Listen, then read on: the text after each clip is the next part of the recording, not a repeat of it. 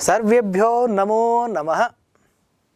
मम नाम डॉक्टर लूनेश कुमार वर्मा, व्याख्याता, शासकीय उच्चतर माध्यमिक विद्यालय छछानपैरी, जिला रायपुर मध्ये अहं व्याख्याता रूपेण पदस्थोऽस्मि। अद्य वयं पठामः नवम्याः कक्षायाः संस्कृत विषयम्। प्यारे बच्चों, आप सभी संस्कृत के विषय में जानते हैं, संस्कृत साहित्य को जानते हैं। संस्कृत साहित्य विश्व साहित्य का अतुल साहित्य है, अपार साहित्य है।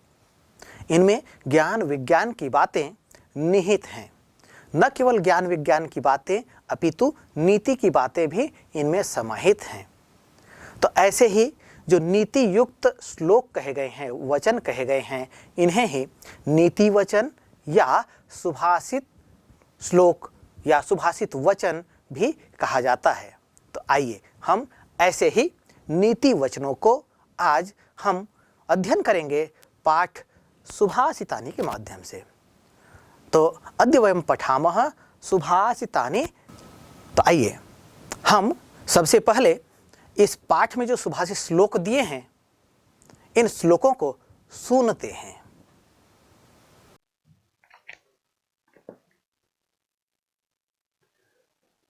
तपोबलं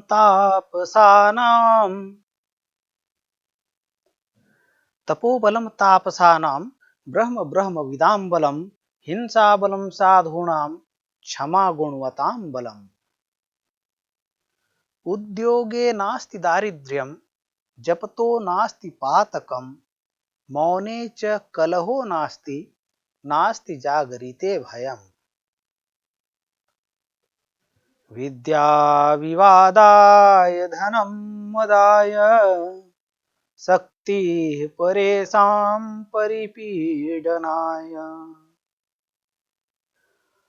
खलस्य साधोर्विपरीतमेतद् ज्ञानाय दानाय च रक्षणाय। येषां न विद्या न तपो न दानं ज्ञानं न शीलं गुणो न धर्मः। ते मर्त्यलोके भुवि भारभूता मनुष्यरूपेण मृगाश्चरन्ति। सुखार्थिनः कुतो विद्या नास्ति विद्यार्थिनः सुखं सुखार्थी वा त्यजेत विद्यां विद्यार्थी वा त्यजेत सुखम। क्षीणोऽपि रोहति तरुः क्षीणोऽप्युपचीयते पुनश्चन्द्रः इति विमृशन्तः सन्तः सन्तप्यन्ते न लोकेषु। यथा चतुर्भिः कणकं परीक्ष्यते निघर्षणच्छेदन तापताडनैः तथा चतुर्भिः पुरुषः परीक्ष्यते त्यागेन शीलेन गुणेन कर्मणा। न सा सभा यत्र न सन्ति वृद्धा न ते वृद्धा ये न वदन्ति धर्मम्। नासौ धर्मो यत्र न सत्यमस्ति न तत् सत्यं यच्छलेनाभ्युपवेतम्। पुष्पे गन्धं तिले तैलं काष्ठेऽग्निं पयसि घृतम् इक्षौ गूढं तथा देहे पश्यात्मानं विवेकतः। सत्येन धार्यते पृथिवी सत्येन तपते रविः सत्येन वाति वायुश्च सर्वं सत्ये प्रतिष्ठितम्।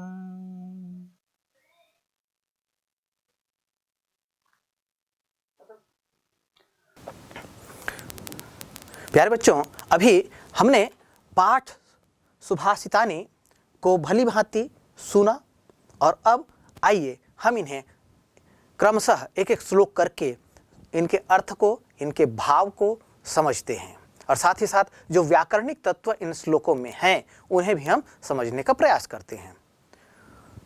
पहला श्लोक है तपोबलम तापसानाम ब्रह्म ब्रह्मविदाम बलम हिंसा बलम साधूनाम क्षमा गुणवताम बलम। यह हमारा पहला श्लोक है। तपो बलम तापसा नाम। ध्यान दीजिएगा, जब हम इन श्लोकों की चर्चा कर रहे हैं, जैसे हम पहला श्लोक देख रहे हैं, तो इसमें 4 चरण हैं। कौन कौन से 4 चरण हैं? तपो बलम तापसा नाम, यह प्रथम चरण है। ब्रह्म ब्रह्म विदाम बलम, यह द्वितीय चरण है। हिंसा बलम साधु नाम, यह तृतीय चरण है। और चतुर्थ चरण है क्षमा गुणवताम बलम। तो इन 4 चरणों से मिलकर हमारा यह अनुष्टुप छंद युक्त श्लोक जो है बना हुआ है। आइए इसके भावार्थ को समझें। इससे पहले इस श्लोक में जो व्याकरणिक तत्व है इन्हें समझने का प्रयास करते हैं। तपो बलम, यह जो पद दिख रहा है यह संधि युक्त पद है। संधि जब हम अलग करेंगे तब यह बनेगा तपः धन बलम इति तपो बलम। यहाँ पर विसर्ग संधि का प्रयोग हुआ है। तापसा नाम, यह जो शब्द दिख रहा है तापस मूल शब्द है। इसका तात्पर्य होता है तपस्वी या सन्यासी। तो तापस शब्द में षष्ठी विभक्ति बहुवचन का यह रूप प्रयुक्त हुआ है और इस तरह से फिर रूप बना है तापसा नाम, तपस्वियों का। ब्रह्म ब्रह्म विदाम बलम, हिंसा बलम साधु नाम। देखिए बलम साधु नाम, यह जो शब्द दिख रहा है यह संधि युक्त पद है। यहाँ हम संधि अलग करें, बलम धन असाधु नाम इति बलम साधु नाम। बलम मतलब बल और असाधु नाम मतलब जिसे हम दुर्जन कहते हैं। असाधु नाम का तात्पर्य होता है, देखिए साधु मूल शब्द है, इसमें अ उपसर्ग का योग हुआ है और इस तरह से यह विलोम अर्थ देने वाला हुआ। साधु का अर्थ होता है सज्जन, असाधु का तात्पर्य हुआ दुर्जन। तो असाधु इस शब्द की षष्ठी विभक्ति बहुवचन का यह रूप है असाधु नाम। तो दुर्जनों का। क्षमा गुणवताम बलम, तो यहाँ देखिए जो विभिन्न लोग हैं, जो तपस्या करने वाले लोग हैं, जो ब्रह्म की उपासना करने वाले लोग हैं, जो हिंसक लोग हैं, उन सब की विशेषताएं क्या है? जो गुणवान लोग हैं, तो इन सब के विशेषताओं को यहाँ बताने का प्रयास किया गया है। तो तपो बलम तापसा नाम, तपस्या बल है किसका? तापसों का अर्थात सन्यासियों का। तो सन्यासियों का बल क्या है? तप है। जो तपस्वी हैं उनका बल क्या है? उनका बल है तप। इसीलिए कहा गया है तपो बलम तापसा नाम, तपस्वियों का बल तप है। ब्रह्म ब्रह्म विदाम बलम, और ब्रह्म ब्रह्म कहा जाता है वेद को। तो ब्रह्म जो है ब्रह्म ज्ञानियों का बल है। हिंसा बलम साधुनाम, असाधुनाम अर्थात दुर्जनों का। दुर्जनों का बल क्या है? दुर्जनों का बल है हिंसा, अर्थात उनकी प्रवृत्ति है। जो दुष्ट होते हैं, जो दुर्जन होते हैं, ये गलत मार्ग को अपनाते हैं और गलत मार्ग को अपनाते हुए वे हिंसा जैसे निंदनीय कृत्यों को करने से भी परहेज नहीं करते हैं। इसलिए कहा गया हिंसा बलम साधुनाम, अर्थात दुर्जनों का बल हिंसा है। क्षमा गुणवताम बलम, और जो गुणवान लोग होते हैं, जो सज्जन होते हैं, जो अच्छे लोग होते हैं, इनका बल है क्षमा करना, दया करना, त्याग करना, परोपकार करना। इसलिए कहा गया क्षमा गुणवताम बलम। जो गुणवान लोग होते हैं, जो सज्जन होते हैं, इनका बल क्षमा करना है, नेक कार्य करना है, परोपकार करना है, जिसको हम शील कहते हैं, जिसको व्यवहार कहते हैं, इसका पालन करते हैं कौन? सज्जन। इसलिए कहा गया क्षमा गुणवताम बलम। क्षमा गुणवान लोगों का बल है। आइए श्लोक का हम अर्थ देखते हैं। तो श्लोक है, तपो बलम तापसा नाम ब्रह्म ब्रह्म विदाम बलम हिंसा बलम साधूनाम क्षमा गुणवताम बलम। तपस्या सन्यासियों का बल है, ब्रह्म अर्थात वेद ब्रह्मचारियों का बल है। इसी तरह हिंसा बलम साधूनाम, हिंसा दुर्जनों का, दुष्टों का बल है। क्षमा गुणवताम बलम, और सज्जनों का बल क्षमा करना है। तो ये इस श्लोक का अर्थ हो गया। अब इस श्लोक से संबंधित कुछ प्रश्न विभिन्न परीक्षाओं में पूछे जाते हैं। एक तो इस श्लोक का भावार्थ पूछा जा सकता है, साथ ही इस श्लोक का अर्थ पूछा जा सकता है, या श्लोक के किसी पद को, जो 4 चरण अभी यहां मैंने बताया, उन 4 चरणों में से किसी एक चरण का अर्थ पूछा जा सकता है। कहा जा सकता है तपो बलम तापसा नाम, इस वाक्य का अर्थ लिखिए। तो आपको लिखना है, क्या लिखेंगे? तपस्वियों का, सन्यासियों का बल तप है। तो इसी तरह से जो अलग अलग चरण हैं, उन चरणों से संबंधित प्रश्न पूछे जा सकते हैं। और साथ ही साथ कुछ शब्द हैं, जैसे कहा जा सकता है तपस्या इति पदस्य पर्याय पदम अस्मिन् श्लोके किम पदम प्रयुक्तम। अर्थात तपस्या इस पद के अर्थ में इस श्लोक में कौन सा पद प्रयुक्त हुआ है।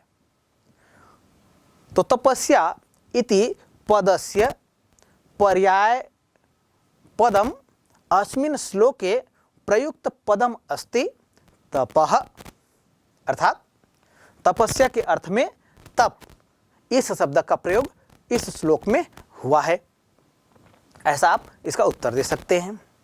इस तरह से प्रश्न किया जा सकता है तपस्वीनाम, तपस्वीनाम इति पदस्य पर्याय पदम अस्मिन् श्लोके किम पदम प्रयुक्तम।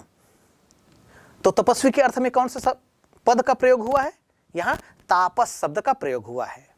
तो तपस्वीनाम इति पदस्य पर्याय पदम अस्मिन् श्लोके प्रयुक्त पदम अस्ति तापसा नाम। जिस तरह से पर्याय पदों को पूछा जा रहा है, इसी तरह से हो सकता है विपर्यय या विलोम पदों को भी पूछा जा सकता है। जैसे अहिंसा इति पदस्य विपर्यय पदम अस्मिन् श्लोके किम पदम प्रयुक्तम। अर्थात अहिंसा इस पद के विलोम या विपर्यय के रूप में कौन सा पद प्रयुक्त हुआ है? उत्तर होगा अहिंसा इति पदस्य विपर्यय पदम अस्मिन् श्लोके प्रयुक्त पदम अस्ति हिंसा। अहिंसा का विलोम क्या होता है? हिंसा। तो अहिंसा का विलोम पद इस श्लोक में हिंसा, यह प्रयुक्त हुआ है। ऐसा आप उत्तर दे सकते हैं। चाहे प्रश्न हिंदी में पूछा जाए, चाहे प्रश्न संस्कृत में पूछा जाए, आप इस तरह के उत्तर दे सकते हैं। ऐसे ही दुर्जनानाम इति पदस्य अस्मिन् श्लोके विपर्यय पदम किम प्रयुक्तम। अर्थात दुर्जना नाम इस पद के विपर्यय या विलोम अर्थ में कौन सा पद प्रयुक्त हुआ है? दुर्जना नाम इति पदस्य विपर्यय पदम अस्मिन् श्लोके प्रयुक्त पदम अस्ति असाधूनाम। अर्थात दुर्जना नाम इस पद के विलोम के रूप में इस श्लोक में जो प्रयुक्त पद है वह है असाधु नाम। असाधु नाम जो है, दुर्जना नाम का विलोम क्यों होगा? वो इसलिए क्योंकि असाधु का तात्पर्य होता है दुर्जन, और असाधु नाम जो कह रहे हैं, असाधु शब्द में षष्ठी विभक्ति बहुवचन का प्रयोग हुआ है। इसी तरह से असाधु के विलोम दूरजन शब्द में भी षष्ठी विभक्ति बहुवचन का रूप यहाँ प्रयुक्त हुआ है, जिसके विषय में यह प्रश्न किया गया था। तो दूरजना नाम इति पदस्य अस्मिन् श्लोके प्रयुक्त विपर्यय पदमस्ति असाधु नाम। तो इस तरह से प्रश्न से श्लोक से संबंधित जो विभिन्न प्रश्न पूछे जाएं, इनके उत्तर हम दे सकते हैं। आइए आगे बढ़ते हैं। हमारा अगला श्लोक है उद्योगे नास्ति दारिद्र्यम जपतो नास्ति पातकम मौने च कलहो नास्ति नास्ति जागरिते भयम। यहां भी 4 चरण हैं, तो विभिन्न चरणों से संबंधित प्रश्न पूछे जा सकते हैं। आइए पहले हम श्लोक के भावार्थ देखते हैं। उद्योगे नास्ति दारिद्र्यम, दारिद्र्य कहते हैं निर्धनता को, दरिद्रता या दारिद्र्य। दरिद्र मूल शब्द है और इसका भाववाचक जब बनाते हैं तब वो बन जाता है दारिद्र्य या दरिद्रता। तो उद्योगे, उद्योग कहते हैं परिश्रम को। उद्योगे मतलब परिश्रम में या परिश्रम करने पर। नास्ति, नास्ति यह जो पद है यह संधि युक्त पद है। इसमें से हम संधि अलग करें तो न धन अस्ति इति नास्ति, यह हो गया दीर्घ स्वर संधि। तो उद्योगे नास्ति दारिद्र्यम, परिश्रम करने पर निर्धनता नहीं है या नहीं होती है। अर्थात जो व्यक्ति परिश्रम करता है उस परिश्रम से उसे धन की प्राप्ति होती है और इस तरह से वह निर्धन नहीं रहता है, वह दरिद्र नहीं रहता है। अर्थात जो व्यक्ति परिश्रम करता है उसे किसी के आगे हाथ फैलाने की आवश्यकता नहीं होती है, किसी से मांगने की आवश्यकता नहीं होती है। जब भी धन की आवश्यकता हो या अपनी विभिन्न आवश्यकताओं की पूर्ति के लिए व्यक्ति को क्या करना चाहिए? परिश्रम करना चाहिए। क्यों परिश्रम करना चाहिए? उद्योगे नास्ति दारिद्र्यम, क्योंकि परिश्रम करने पर निर्धनता या दरिद्रता नहीं रहती है। हमारी विभिन्न आवश्यकताओं की पूर्ति परिश्रम करने से हो जाती है। परिश्रम करने से धन प्राप्त होता है और उस धन से हम अपनी विभिन्न आवश्यकताओं की पूर्ति कर सकते हैं। इसलिए हमें सतत परिश्रम करना चाहिए। तो उद्योगे नास्ति दारिद्र्यम, परिश्रम करने पर निर्धनता नहीं रहती है। जपतो नास्ति पातकम, और जप करने से पाप नहीं है। अर्थात हम अपना कार्य करते रहें, ईश्वर का भजन करते रहें, इसमें कहीं कोई पाप नहीं है। मौने च कलहो नास्ति, देखिए नास्ति शब्द बार बार आया है, जहां भी आया है आप इसका संधि विच्छेद कर सकते हैं। न धन अस्ति इति नास्ति, दीर्घ स्वर संधि। दीर्घ स्वर संधि के नियम आप जानते हैं। जब समान स्वर आपस में मिलते हैं और वह दीर्घ हो जाता है, वहां दीर्घ स्वर संधि होता है। जैसे नास्ति कहते हैं तो न धन अस्ति, न कहते हैं तो न में अ मिला हुआ है और उसी के साथ फिर अस्ति का अ, तो न का अ और अस्ति का अ, ये दोनों मिलकर क्या हो जाता है? आ हो जाता है। तो इस तरह से न धन अस्ति इति नास्ति, यह बना। तो यहाँ दीर्घ स्वर संधि का उदाहरण है। तो इसी तरह से पाठ में या कहीं पर भी कोई भी उदाहरण आता है, कोई भी शब्द आता है, तो संधि के जो विभिन्न नियम हैं उनके अनुसार उन शब्दों का आप विच्छेद कर सकते हैं। मौने च कलहो नास्ति, और देखिए बात यदि कलह की आती है, बात लड़ाई झगड़ा की आती है, तो लड़ाई झगड़ा कब होता है? जैसे कहा जाता है कि ताली जो है दोनों हाथ से बजती है। अर्थात कहीं पर कोई विवाद हो रहा है, कोई बात हो रही है और आप उसमें अपनी बातें मिलाते जा रहे हैं, तब ये क्या होता है? ये आग में घी डालने जैसा होता है। ऐसी स्थिति में उस विवाद को शांत करने का उत्तम तरीका क्या है? वहां पर चुप रहना, मौन रहना, यह उत्तम तरीका है। इससे कलह या झगड़ा नहीं होता है। इसीलिए कहा गया है मौने च कलहो नास्ते, मौन रहने पर कलह नहीं होता है। नास्ति जागरिते भयम, जागरिते अर्थात जागृत रहने पर, सजग रहने पर, भयम भय। कोई व्यक्ति यदि पहले से ही सतर्क हो, सजग हो, तो उसको किसी चीज का भय नहीं होता है। जो आपदा आने वाली होती है, इसका व्यक्ति यदि उचित प्रबंध पहले से कर ले तो उसको किसी का भय नहीं होता है।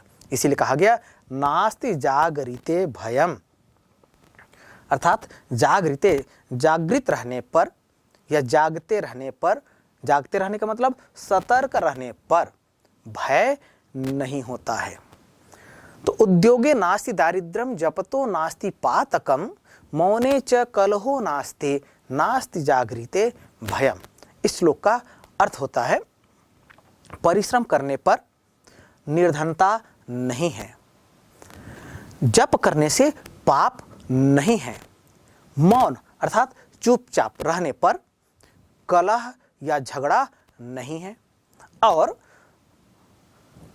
नास्ति जागृते भयम, सतर्क रहने पर भय नहीं होता है। इसलिए हमें सतत क्या करना चाहिए? परिश्रम करना चाहिए। सतत परिश्रम करने से दरिद्रता या निर्धनता नहीं होगी। और जपतो नास्ति पातकम, और जप करने से, ईश्वर का भजन करने में कोई पाप नहीं है। और मौन रहने पर हम लड़ाई झगड़ा विवाद जो होता है, कलह जो होता है, इससे बच सकते हैं। और इसी तरह से हम सतर्क रहते हैं, समय से पहले यदि हम सतर्क रहते हैं तो हमें कोई भय नहीं होता है। तो ये श्लोक का अर्थ हुआ। आइए, श्लोक के आधार पर कुछ प्रश्न पूछे जाते हैं विभिन्न परीक्षाओं में। एक तो यह पूछा जा सकता है कि श्लोक में जो 4 चरण हैं, इनके पूरा श्लोक का अर्थ पूछा जा सकता है। एक दूसरा, इनमें से किसी एक चरण का अर्थ पूछा जा सकता है, या कभी वस्तुनिष्ठ प्रश्न जो होते हैं, इन प्रश्नों में भी श्लोक से संबंधित प्रश्न पूछे जा सकते हैं। जैसे कहा जा सकता है जपतो नास्ति, अब उसके बाद अलग अलग आपको विकल्प दिए जा सकते हैं, दारिद्र्यम, पातकम, कलहो, भयम, इस तरह से। तो 4 चरण है, तो चारों चरण से इस तरह के प्रश्न पूछे जा सकते हैं। तो आप यदि भली भांति श्लोक का अध्ययन किए हैं तो आप इसका सही उत्तर दे सकते हैं। सही उत्तर क्या होगा? जपतो नास्ति पातकम। बस ऐसे ही आपको करना है। इसी तरह से विभिन्न जो रिक्त स्थान संबंधी प्रश्न पूछे जाते हैं, उनमें भी किसी एक पद के आधार पर आपसे प्रश्न पूछा जा सकता है। जैसे मौने च रिक्त स्थान नास्ति। अब यहाँ आपको क्या करना है? रिक्त स्थान की पूर्ति करना है। तो श्लोक के यदि आप भली भांति जानते हैं तो इसका उत्तर सही रूप से दे सकते हैं। मौने च, रिक्त स्थान के स्थान पर क्या आएगा?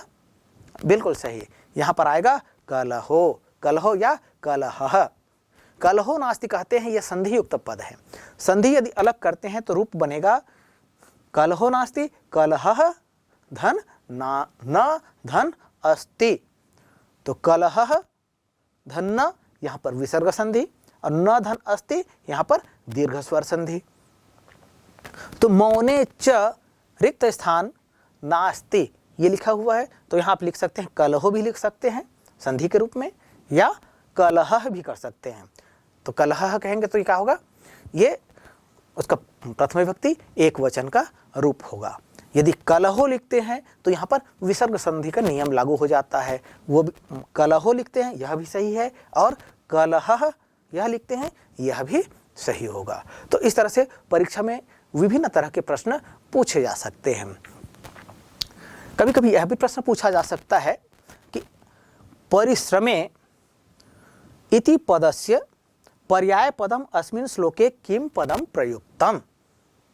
अर्थात परिश्रमे अर्थात परिश्रम में, इस अर्थ में इस श्लोक में कौन सा पद प्रयुक्त हुआ है?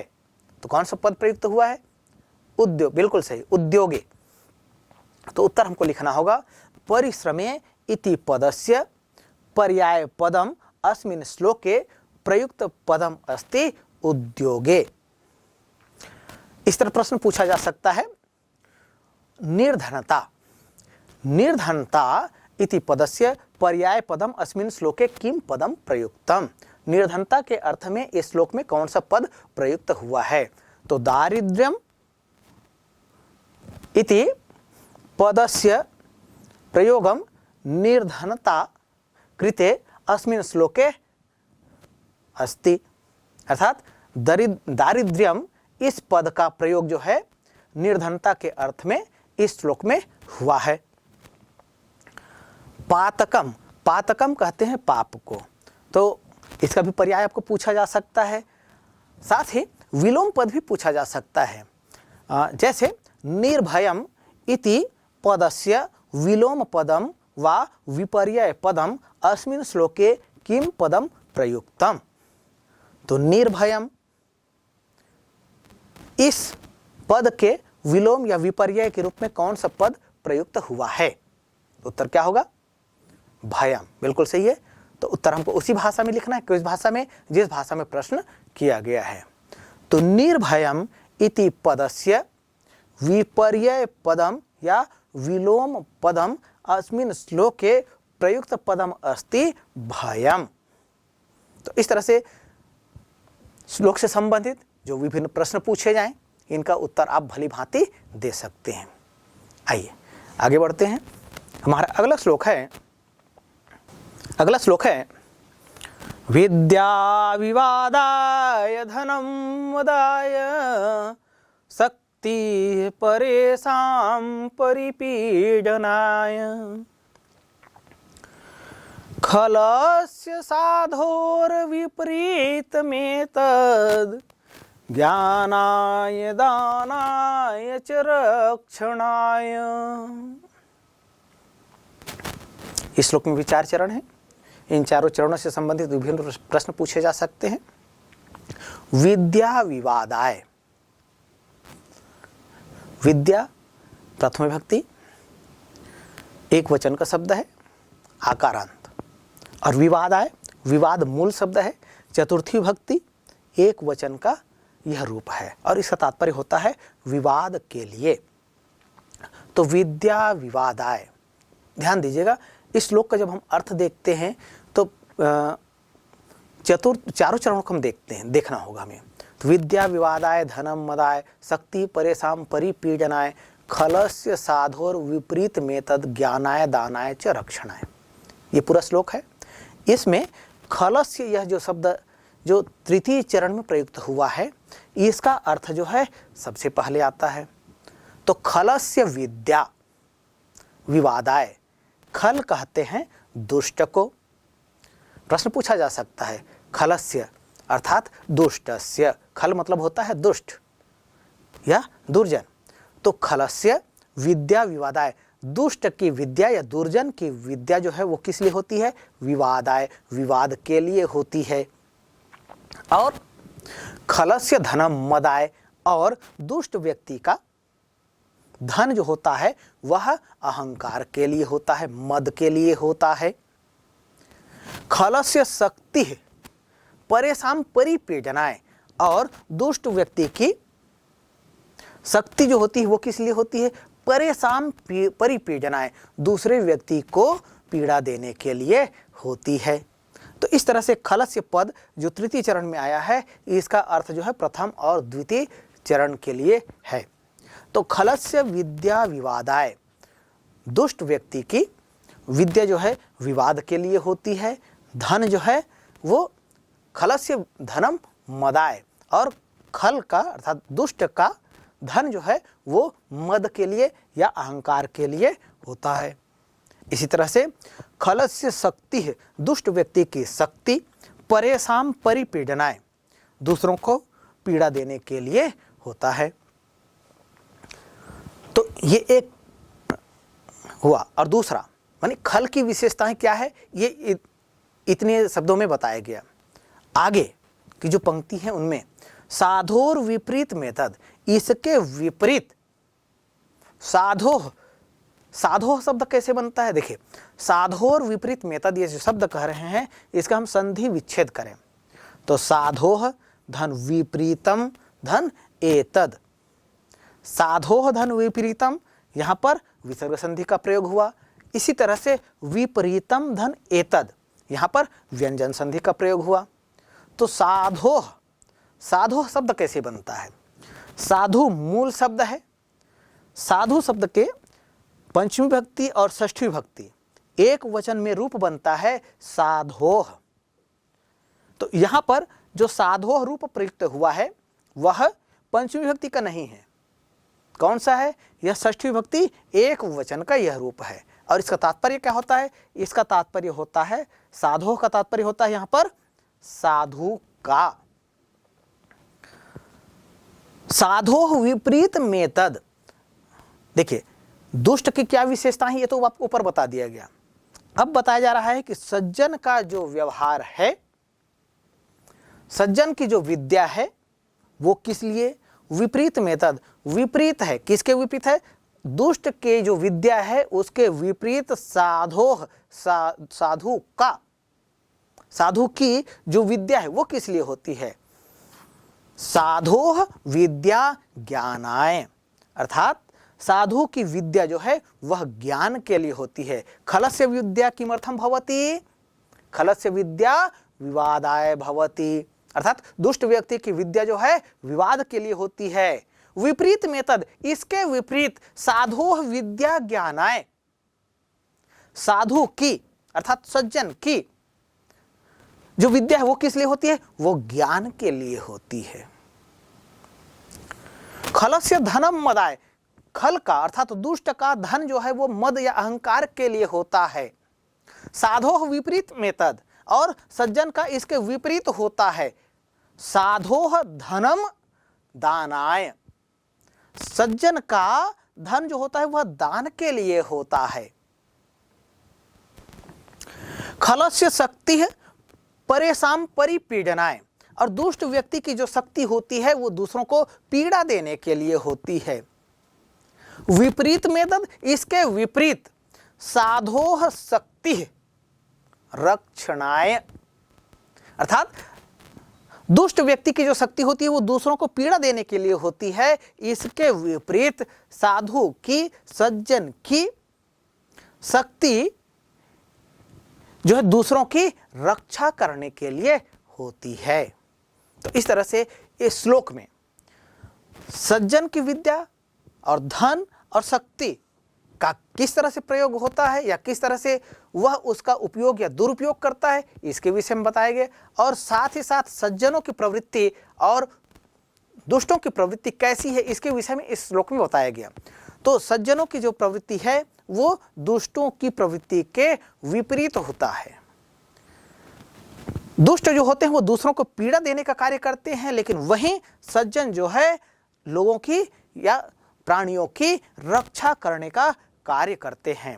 यदि विद्या की बात की जाए तो दुष्ट के पास यदि विद्या हो तो उस विद्या का वो क्या करता है? वह विवाद के लिए उपयोग करता है, अर्थात व्यर्थालाप वह करता है। इसके विपरीत साधु जो है उस विद्या को ज्ञान के लिए लगाता है। इसी तरह से धन यदि दुष्ट को मिल जाए तो उस धन को प्राप्त करके वह मद या अहंकार में डूब जाता है। इसके विपरीत साधु जो है उस धन को दान आदि परोपकार के कार्यों में लगाता है। इसी तरह से यदि दुष्ट को शक्ति प्राप्त हो जाए तो उस शक्ति को वह दूसरों को सताने के लिए, दूसरों को पीड़ा देने के लिए उसका उपयोग या दुरुपयोग करता है। किंतु साधु को यदि शक्ति प्राप्त हो जाए तो वह परोपकार में लगाता है, दूसरों की रक्षा करने के लिए इसका उपयोग करता है। इसलिए कहा गया विद्या विवादाय धनम मदाय शक्ति परेशान परिपीडनाय खलस्य साधोर विपरीत मेतद ज्ञानाय दानाय च रक्षणाय। तो खल अर्थात दुष्ट और साधु इन दोनों के विषय में, अर्थात वे अपने विद्या का कहाँ उपयोग करते हैं, धन का कैसे उपयोग करते हैं और शक्ति का प्रयोग किस तरह से करते हैं, कौन? दुष्ट और सज्जन, इसके विषय में इस श्लोक में बताया गया। तो विद्या विवादाय, आइए श्लोक का अर्थ देखते हैं। दुष्ट की विद्या विवाद के लिए होती है, दुष्ट का धन मद या अहंकार के लिए होता है। दुष्ट की शक्ति दूसरों को पीड़ा देने के लिए होती है। साधोर विपरीत में तद ज्ञानाय दानाय च रक्षणाय। इसके विपरीत साधु की विद्या ज्ञान के लिए होती है। साधु का धन दान के लिए होता है और साधु की शक्ति दूसरों की रक्षा करने के लिए होती है। यह श्लोक का अर्थ हुआ। विभिन्न परीक्षाओं में अलग अलग तरह के प्रश्न पूछे जा सकते हैं। इस श्लोक में जो 4 चरण हैं, उन 4 चरणों में से किसी एक चरण का अर्थ लिखने के लिए कहा जा सकता है। लेकिन यहां पर केवल एक चरण का अर्थ आप लिखना उचित नहीं होगा। क्यों?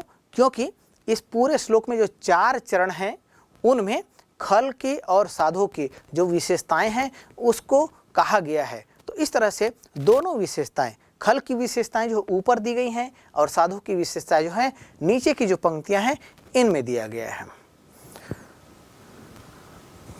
श्लोक से संबंधित जो प्रश्न पूछे जाएंगे वो एक श्लोक का भावार्थ पूछा जा सकता है, श्लोक का अर्थ पूछा जा सकता है और साथ ही साथ श्लोक में जो प्रयुक्त विभिन्न पद हैं उनकी विभक्ति रूपों को पहचानने के लिए कहा जा सकता है। श्लोक में जो प्रयुक्त अव्यय पद हैं इनको पहचानने के लिए कहा जा सकता है। यदि कह दिया गया कि अस्मिन् श्लोके प्रयुक्त अव्यय पदम चिनुत, अर्थात इस श्लोक में प्रयुक्त अव्यय पद है, इनको चुनकर लिखिए, तब क्या होगा? तब इसके लिए होगा कि आपको अव्यय पद क्या है यह जानना होगा और वह कौन सा पद अव्यय पद है जो इस श्लोक में प्रयुक्त हुआ है ये आपको जानना होगा। तो अव्यय पदों के विषय में आप जानते हैं, यस्य व्ययम न भवति तदव्ययम, अर्थात अव्यय वे पद होते हैं जिनका कहीं व्यय नहीं होता है, अर्थात उनमें न तो कमी होती है न वृद्धि होती है।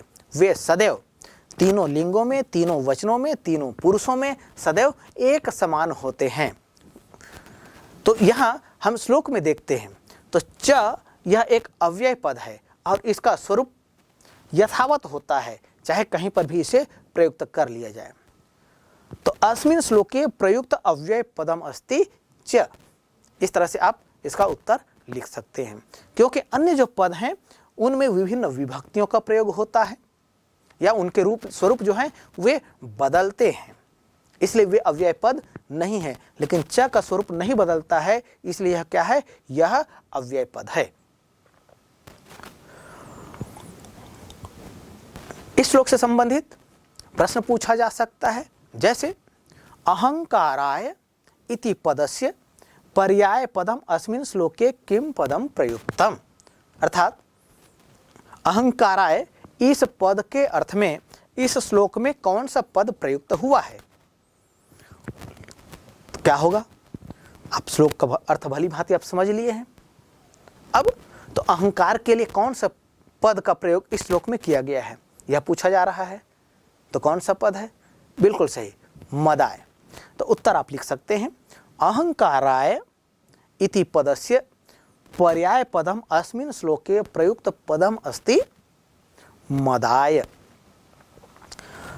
इसी तरह से अन्यसाम इति पदस्य पर्याय पदम अस्मिन् श्लोके किम पदम प्रयुक्तम, अर्थात अन्यसाम इस पद के पर्याय रूप में इस श्लोक में कौन सा पद प्रयुक्त हुआ है? तो अन्यसाम इति पदस्य पर्याय पदम अस्मिन् श्लोके प्रयुक्त पदम अस्ति परेशाम, अर्थात परेशाम जो है अन्यसाम इस पद के पर्याय के रूप में यहाँ प्रयुक्त हुआ है। प्रश्न यह भी पूछा जा सकता है, साधोः इति पदस्य विलोम पदम अस्मिन् श्लोके किम पदम प्रयुक्तम। तो साधोः मतलब क्या होता है? साधु का। तो इसके विलोम के अर्थ में कौन सा पद इस श्लोक में प्रयुक्त हुआ यह पूछा जा रहा है। तो साधोः इति पदस्य विलोम पदम अस्मिन् श्लोके प्रयुक्त पदम अस्ति खलस्य। खल का मतलब होता है दुष्ट और खलस्य मतलब दुष्ट का। साधो, देखिए साधु मतलब होता है सज्जन और साधोह मतलब होता है सज्जनों का, खल मतलब होता है दुष्ट, और खलस्य मतलब दुष्ट का। तो साधोह सज्जन का, खलस्य खल का या दुष्ट का। तो इस तरह से इसका उत्तर आप लिख सकते हैं। साथ ही प्रश्न भी पूछा जा सकता है कि दुष्टस्य इति पदस्य पर्याय पदम अस्मिन् श्लोके किम पदम प्रयुक्तम। तो दुष्टस्य इति पदस्य पर्याय पदम अस्मिन् श्लोके प्रयुक्त पदम अस्ति खलस्य।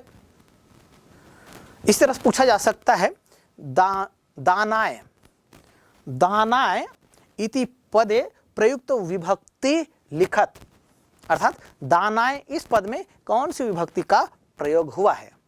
तो ध्यान दीजिएगा, इस श्लोक में जैसे विवादाय, ज्ञानाय, दानाय, रक्षणाय, ये जो पद प्रयुक्त हुए हैं, इन सभी पदों में चतुर्थी विभक्ति का प्रयोग हुआ है। विवाद मूल शब्द है, विवाद मूल शब्द का चतुर्थी विभक्ति एक वचन का रूप बनता है विवादाय। जैसे बालक का बालकाय होता है, राम का रामाय होता है, इसी तरह से विवाद का विवादाय होता है, ज्ञान का ज्ञानाय होता है, दान का दानाय होता है, और रक्षण का रक्षणाय होता है। तो इस तरह से विभिन्न जो पद हैं, इनके विभक्तियों को भी आपको पहचानने के लिए कहा जा सकता है। जैसे कहा जा सकता है खलस्य इति पदे प्रयुक्त वचनम लिखत, अर्थात खलस्य इस पद में प्रयुक्त वचन को चुनकर लिखिए। तो कौन सा पद वचन का प्रयोग हुआ है, तो इसके लिए ध्यान दीजिएगा, आपको शब्द रूप जानना होगा। जैसे बालक से बालकस्य बनता है, बालकस्य कहाँ पर बनता है, कौन सी विभक्ति में बनता है, कौन से वचन में बनता है, और उसका क्या अर्थ होता है, ये आपको जानना होगा। इसी तरह से खलस्य, तो खल का अर्थ क्या है, खलस्य शब्द जो कह रहे हैं, इसमें कौन सी विभक्ति का प्रयोग हुआ है और कौन से वचन का प्रयोग हुआ है, इसको जब हम भली भांति जानेंगे तब निश्चित रूप से इस तरह के जो प्रश्न पूछे जाते हैं, इनका उत्तर हम दे सकते हैं। तो जैसे खल मूल शब्द है, षष्ठी विभक्ति में इसका रूप बनता है खलस्य खलयोः खलाणाम। तो खलस्य षष्ठी विभक्ति एक वचन का यह रूप है। तो इस तरह से आप विभिन्न शब्दों को समझें, जानें, उनके रूप को पहचानें, तब इस तरह के प्रश्नों का उत्तर आप भली भांति दे सकते हैं। आइए आगे बढ़ते हैं।